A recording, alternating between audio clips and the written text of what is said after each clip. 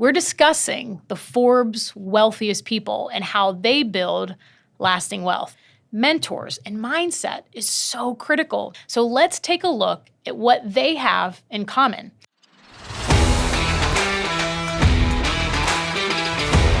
Hey guys, welcome back to Generation Wealth, your podcast for all things building wealth, from real estate to businesses. We're breaking all the investing tips down every single week so that you can build wealth, not just now, but for generations to come. All right, today's episode. This is going to be a shorty, but it's going to be good, action-packed. So wherever you are listening from, I want you to make sure to listen to this to the end, because there is going to be some things that you can do right now that are going to pay dividends in your life. We're discussing the Forbes wealthiest people and how they build lasting wealth. Because look, we all want to be successful, financially stable, but how do we build wealth long term? How do we make it last? What are their secrets? And here's the thing I found from not just doing the book and not just talking about money and finances and businesses for so long and doing it for over 2.5 decades. I found that all of the, quote, secrets are not that really secretive. They're boring. They're the tangible things that people do not just once. They're not focused on wanting to look rich. They're actually focused on being wealthy. So let's take a look at what they have in common. And according to Forbes, many of the wealthiest people in the world all have 3 things in common. They're entrepreneurs, they're investors, and they have a long-term vision for their wealth. Write those 3 things down. They're entrepreneurs, investors, and they have a long-term vision. So first, let's talk about being an entrepreneur, because 75% of the wealthiest people all either created businesses or they have their money from businesses.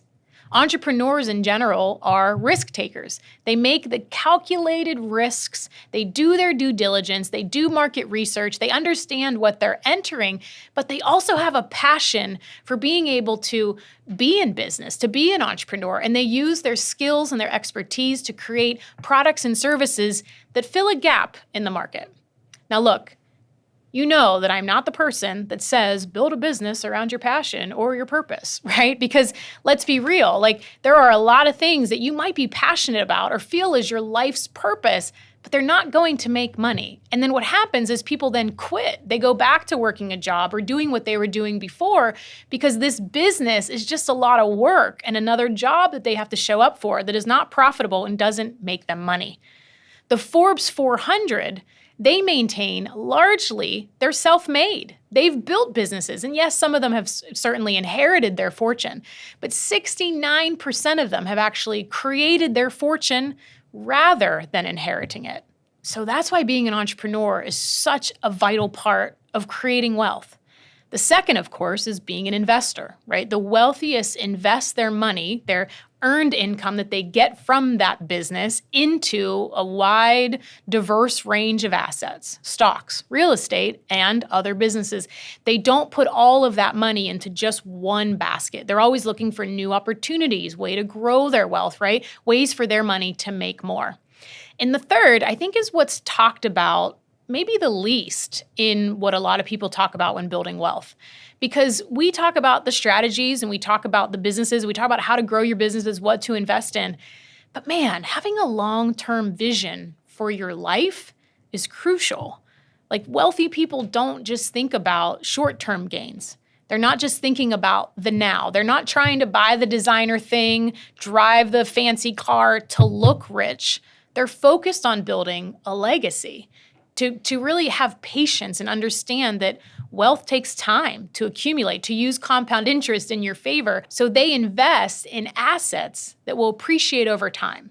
Now let's look at some of the specific strategies that they do use to build and sustain wealth over time. First, as I say in the book and on this show, they all create multiple streams of income so that they don't rely on one source of income. They're creating multiple streams to diversify their earnings because let's be real, in business, if one market dries up, but you have money in other ways, you can still be safe in economic downturns or in financial difficulty. If you all have your money in real estate and something shifts the market and there's a big turn, which we just talked to a guest not that long ago on the show about this, like there is so much volatility that can happen. So you have to make sure that you have money in different areas. This would be like having the rental income, but having business income, and then also having your investment income.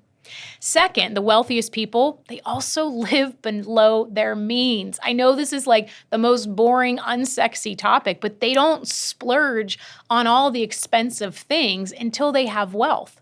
Rather, they invest their money into assets. This is the one flip that no matter where you are in your journey right now, you can flip the script and create more wealth. It's by taking earned income.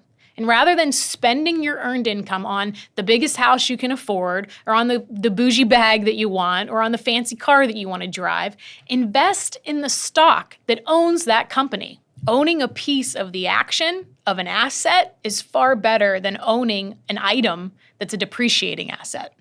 This really allows people to reinvest their earnings and to grow their wealth more quickly because they're living on less and they're investing more. Third is they surround themselves with successful and like-minded people, people that are on the same journey, that want to create wealth, that aren't really focused on all the fancy things, right? They're finding mentors. They're belonging to groups where they can learn and be around other successful people that are on that same journey.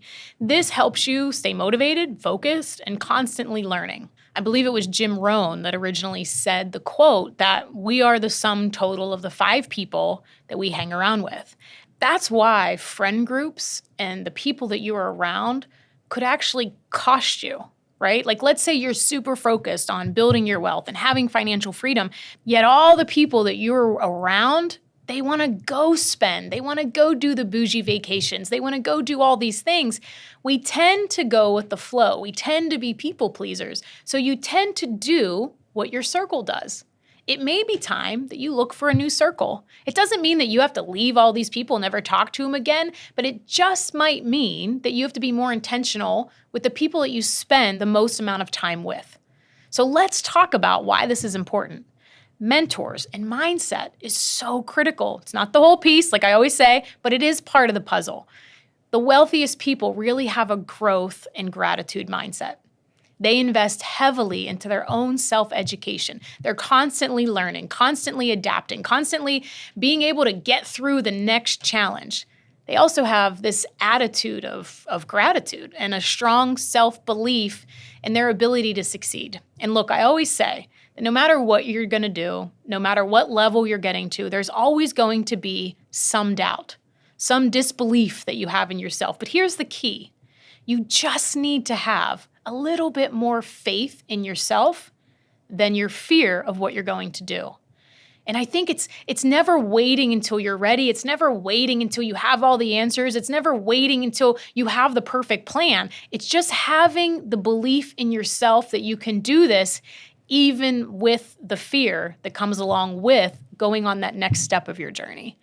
Many of the people that are on this 400 richest list are all deeply committed to having gratitude, to giving back. They donate millions and millions of dollars every year to charities and missions that they love. It's why contribution was an entire chapter in my book, not because it's some flashy topic point or something fun to talk about, but it literally rewires the way that you build wealth. It's remembering that it's not what we get out of life. It's truly what we give. It's what we're here for.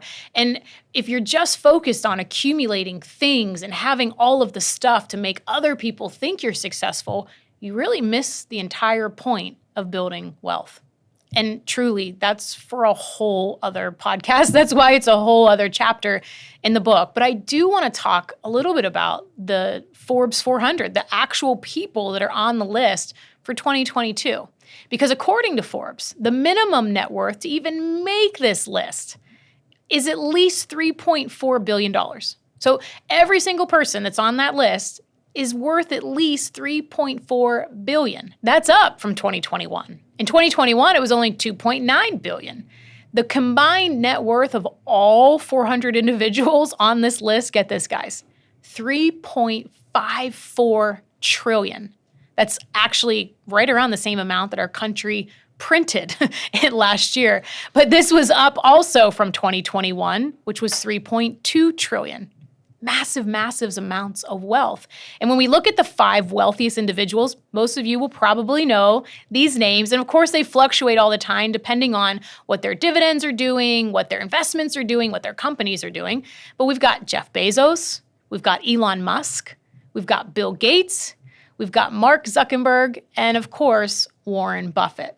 The most interesting thing about Warren Buffett that I think most people don't know, that I did write about in the book, is a huge portion of his net worth, meaning like over 90% of his net worth was actually built from the time he was 55 years old.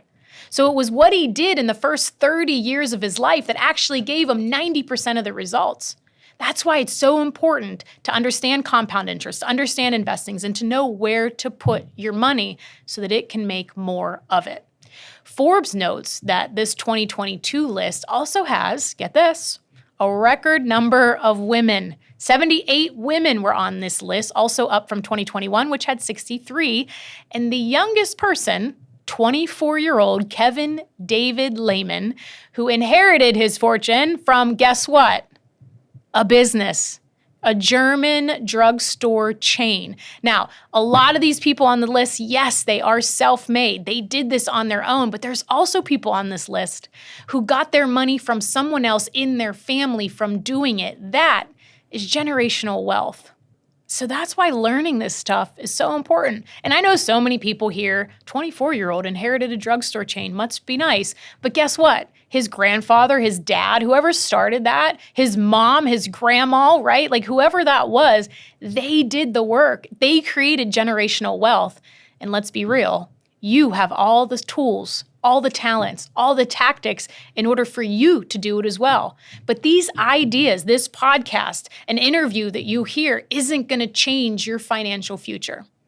The implementation of it will. The actions that you take and what you do next will be the biggest needle mover in not just your wealth, but in your generational wealth that you can leave for your family for generations to come. All right, guys, for more quick tips about building businesses or wealth, you know how to follow me at Candy Valentino, all the places, Instagram, LinkedIn, TikTok.